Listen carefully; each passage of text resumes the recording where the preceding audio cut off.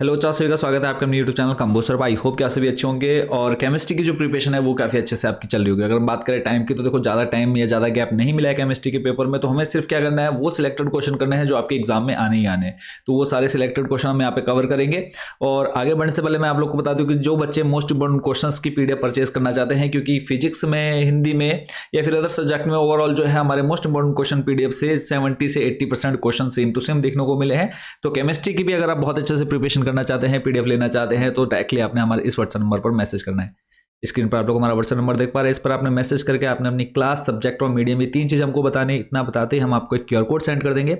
इस पर आप जैसे ही पेमेंट करते हैं, पीडीएफ डायरेक्टली आपके व्हाट्सएप नंबर पर भेज जाएगी। तो एमसीक्यूज स्टार्ट कर रहे हैं, इसके बाद कुछ सिलेक्टेड क्वेश्चन आपके वेरी शॉर्ट, लॉन्ग और इंपॉर्टेंट रिएक्शंस के भी आएंगे। तो चैनल के साथ जुड़े रहना है। अब तक जिन बच्चों ने चैनल को सब्सक्राइब नहीं किया, सब्सक्राइब जरूर कर लीजिएगा।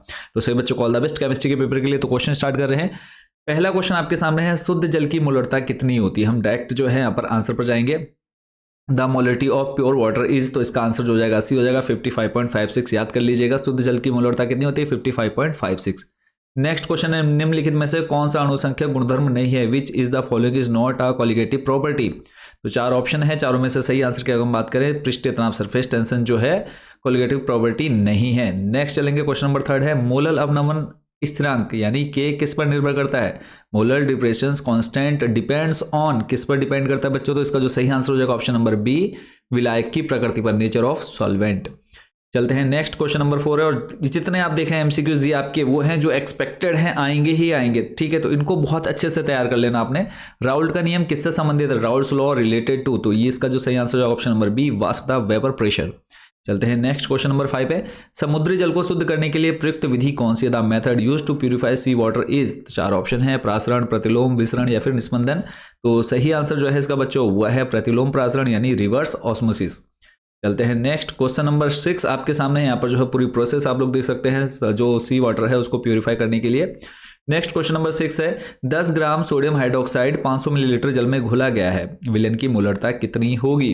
तो आंसर है इसका 0.5 मोल।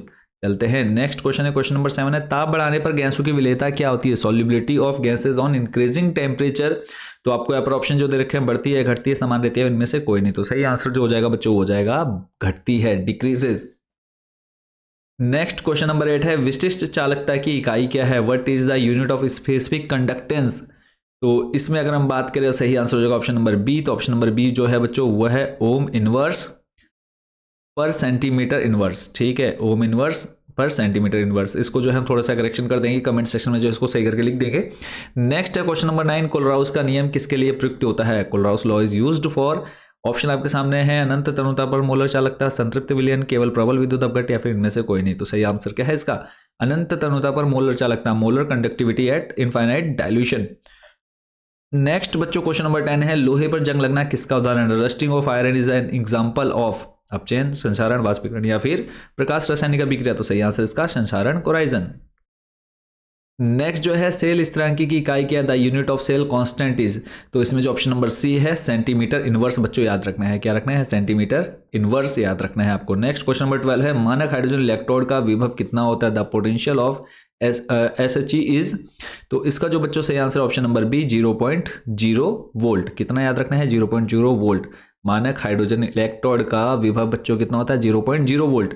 नेक्स्ट क्वेश्चन नंबर 13 है, फैराडे के विद्युत अपघटन के प्रथम नियम का सूत्र क्या है, formula for Faraday's first law of electrolysis is. तो ऑप्शन नंबर जो बी है, M=Z, उसके बाद IT।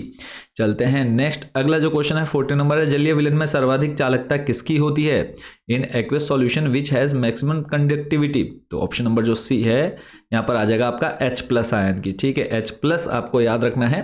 चलते हैं नेक्स्ट, थर्ड चैप्टर है, इसमें प्रथम कोटि के अभिक्रिया के लिए वेग स्थिरांक की इकाई क्या है, the unit of rate constant for first order reaction is. तो इसका जो सही आंसर ऑप्शन नंबर ए हो जाएगा, इसका हो जाएगा सेकंड इनवर्स, क्या याद रखना है, सेकंड इनवर्स। नेक्स्ट है, शून्य कोटि के अभिक्रिया के लिए वेग स्थिरांक की इकाई क्या है, unit of rate constant for zero order reaction is. तो इसका जो सही आंसर होगा ऑप्शन नंबर ए बच्चों, मोल लीटर इनवर्स, क्या याद रखना है, मोल लीटर इनवर्स पर सेकंड इनवर्स। चलते हैं नेक्स्ट, क्वेश्चन नंबर 17 है, प्रथम कोटि की अभिक्रिया का अर्धायु काल T½ निर्भर नहीं करता है, half life of first order reaction does not depend on, किस पर निर्भर नहीं करता है। तो इसका जो सही आंसर हो जाएगा बच्चों हो जाएगा अभिकारक की प्रारंभिक सांद्रता पर। चलते हैं नेक्स्ट, क्वेश्चन नंबर 18 है सक्रियण ऊर्जा यानी ई को निर्धारित किया जा सकता है। Activation energy can be determined by, तो 4 ऑप्शन आपके सामने, अर्हेनियस समीकरण, राउल्ट का नियम, वाट हाफ, या फिर इनमें से कोई नहीं। सही ऑप्शन हो जाएगा इसका अर्हेनियस समीकरण द्वारा। चलते हैं नेक्स्ट, अभिक्रिया की दर ताप बढ़ाने पर बढ़ती है क्योंकि rate of reaction increases with temperature because तो ऑप्शन है सक्रियण ऊर्जा घटती है, प्रभावी टकराव की संख्या बढ़ती है, सांद्रता बढ़ती है, फिर इनमें से कोई नहीं। तो सही आंसर बच्चों इसका क्या होगा, effective collisions increases, option number B जो सही है। नेक्स्ट है अर्हेनियस समीकरण में ढाल का मान कितना होता है, value of slope in Arrhenius plot is, तो सही आंसर जो बच्चों इसका ऑप्शन नंबर ए यहाँ पे हो जाएगा ई आपका A/2 R हो जाएगा। नेक्स्ट है आपका संक्रमण तत्वों का सामान्य इलेक्ट्रॉनिक विन्यास क्या है, तो ऑप्शन नंबर ए है आपका n-1 d की पावर में आ जाएगा 1 to 10 और उसके बाद n s की पावर में आ जाएगा 1 to 2।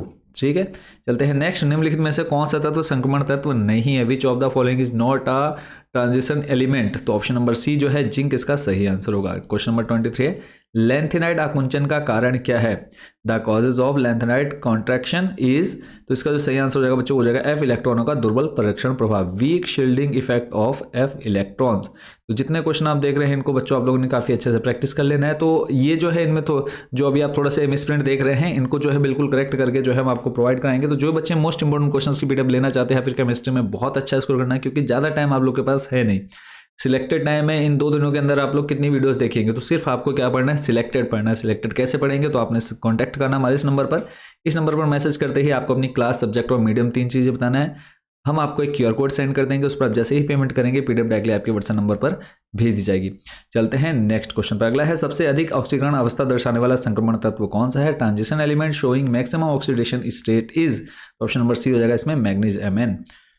नेक्स्ट है Cu2+ आयन का चुंबकीय गुण कितना होगा, magnetic moment of Cu2+ ion is, तो इसका ऑप्शन नंबर जो ए है 1.73 Bm इसका करेक्ट आंसर होगा। नेक्स्ट है किस संक्रमण तत्व की परमाणु त्रिज्या सबसे कम है, which transition element has smallest atomic radius, तो इसमें सही आंसर हो जाएगा बच्चों ऑप्शन नंबर सी कॉपर।